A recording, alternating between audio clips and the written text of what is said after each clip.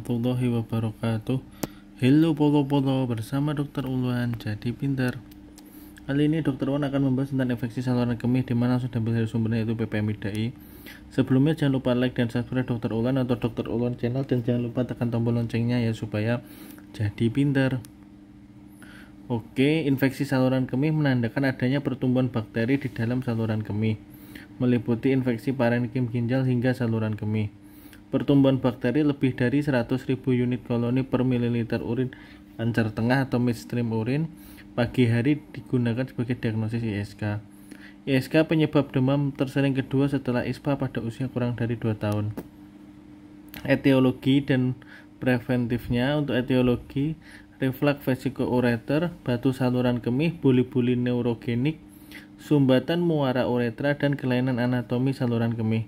Untuk preventif, dia tidak menahan kencing, pemakaian lampian sekali pakai, dan menjaga higien periuretra dan perineum.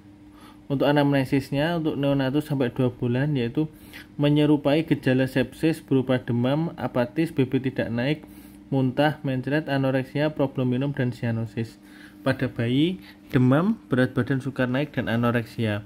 Anak yang lebih besar, gejalanya lebih khas, yaitu sakit pada miksi, frekuensi miksi meningkat, nyeri perut atau pinggang, mengompol, polakisuria atau urin berbau menyengat.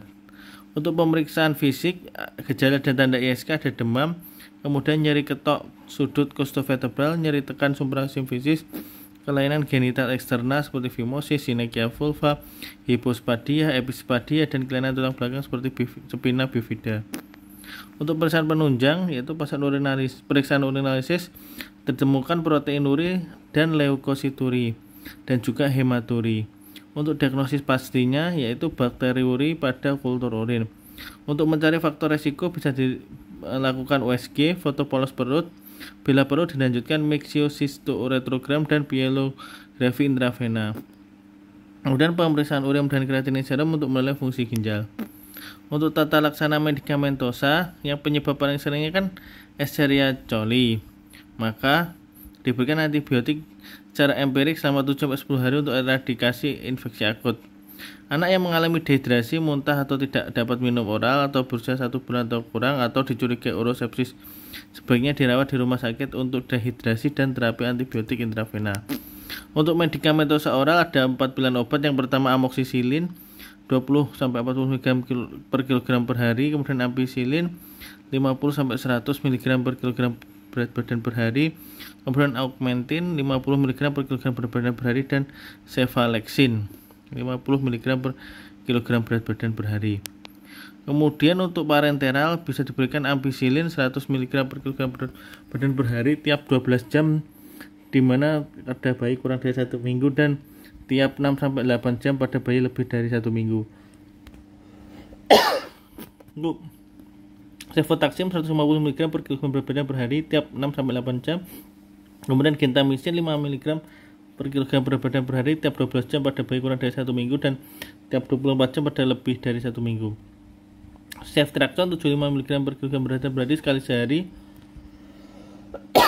Ceftazidime 150 mg per kilogram berat badan per hari tiap 6-8 jam.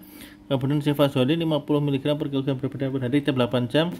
Tobramycin 5 mg per kilogram berat badan per hari tiap 8 jam, dan ticarcillin 100 mg per kilogram berat badan per hari tiap 6 jam. Untuk profilaksis diberikan cefixime 4 mg per kilogram berat badan per hari 1 kali sehari. Kemudian nitrofurantoin 6-7 mg per kilogram berat badan per hari, dosis 1-2 mg per kilogram berat badan per minum. Kemudian sulfoxazole 120-150 mg per kilogram berat badan per hari, dosis 50 mg per kilogram berat badan per minum.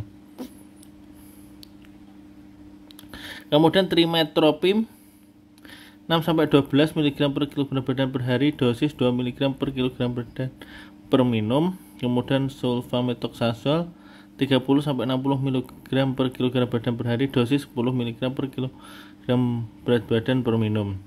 Untuk nitrofurantoin, sulfoxazole, dan trimethoprim itu tidak direkomendasikan pada neonatus dan penderita insufisiensi ginjal.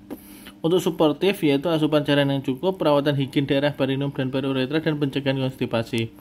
Untuk pemantauan 2 kali 24 jam setelah pengobatan biasanya ISK hilang, namun kalau nggak hilang obatnya antibiotik diganti.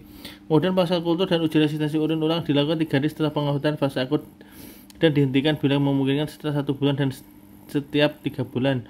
Bila ada ISK, obati sesuai uji kepekaan. Bila ditemukan anatomik dan fungsional penyebab obstruksi, maka pengobatan fase akut dilanjutkan dengan antibiotik profilaksis. Kemudian ISK simplex tidak mengaruhi tumbuh kembang, sedangkan ISK kompleks dengan gagal ginjal dapat mempengaruhi tumbuh kembang. Oke, bolo-bolo mungkin cukup sekian penjelasan dari Dr. Ulan. Kurang lebih mohon maaf. Assalamualaikum warahmatullahi wabarakatuh.